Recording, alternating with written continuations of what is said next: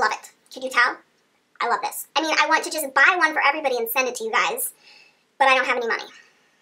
Shit.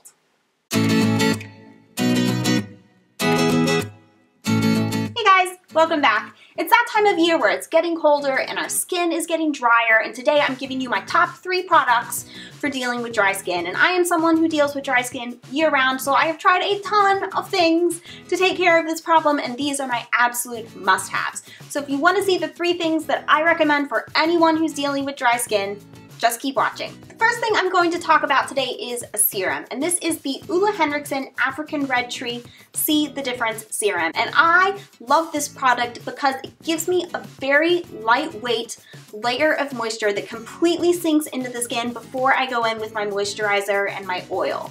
It's a very thin texture. In fact, that would be enough to put on my entire face. It smells like oranges, which just smells delicious, but it doesn't linger. Now, this product is $48. While they do carry Ole Henriksen at Sephora, they don't have this product, so I tend to buy it on the Ole Henriksen website or skinstore.com. Between those 2 sites, I can usually get it for 20% off. This is amazing and totally worth every penny if you have dry skin. The next product I'm going to share with you is a facial oil. Now, facial oils can be very expensive, especially if you are using an oil as your treatment step, so kind of instead of a serum where it's giving you all of your really good ingredients.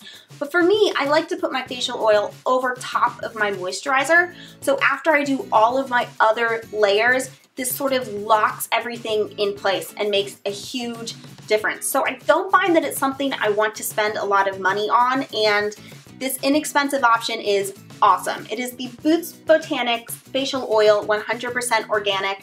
This is $7 on the Target website, and they do have free shipping right now until Christmas. It was $8 in my store, and I use 3 or 4 drops depending on how dry my skin is. I mean, I am going to have the most moisturized left hand ever after this video. It just sinks in. I don't stay greasy after this, but if you're not super dry, you might want to use it at night and not in the morning. It has a really light scent, doesn't irritate me at all, and I'm sensitive to scents, so that's something I look for.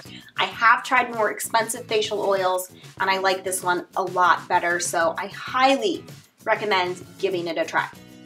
I mean, it's $7 or $8. Give it a try. Let me know what you think. I'm kind of going out of order here, but I wanted to show this product last because this is the newest thing to my skincare routine, and this is what inspired me to make this video because I love this product so much. I have already bought a backup. I cannot recommend it highly enough, and it is the Belif The True Cream Moisturizing Balm. Now, Belif is a relatively new brand at Sephora, and I got a sample of their Aqua Balm moisturizer, which I believe is maybe their most popular product, and I really liked it. It's like a gel moisturizer, and it is very moisturizing, but it's made more for people with normal to combo skin, and I liked it enough that when I saw they had one that was for dry skin, I had to get it, and this is everything. When I rub this into the skin, it almost feels like this pillow of moisturizer on my face. I mean, I know that sounds weird, but it almost has this thickness to it that doesn't feel heavy, but just feels nourishing and hydrating. It has a little bit of an herbally scent. I've been using this day and night ever since I got it. Like I said, I already have backup, and if you have dry skin, you need this. It is absolutely, hands down, the best moisturizer I have ever used. I'm saying it, the best moisturizer I have ever used.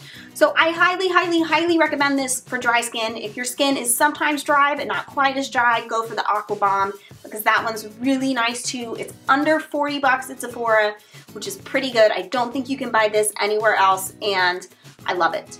So those are my top 3 products for dry skin. If you want to see more about my skincare routine, I have an evening skincare routine video I did over the summer. I will link that up here and down in the description box for you.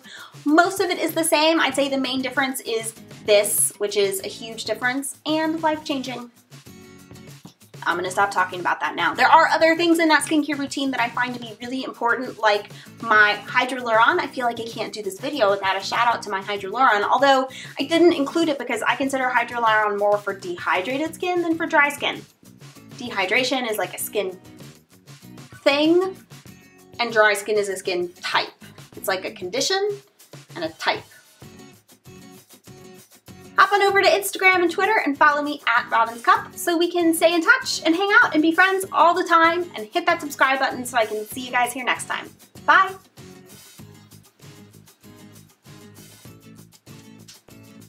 Dry skin is miserable. If you have really dry skin, you know what I'm talking about because your face actually hurts. And I hate that, and so I have taken it upon myself to make sure that never happens, and I believe that moisturizing my face is like a full-time job and one of the most important things that I do.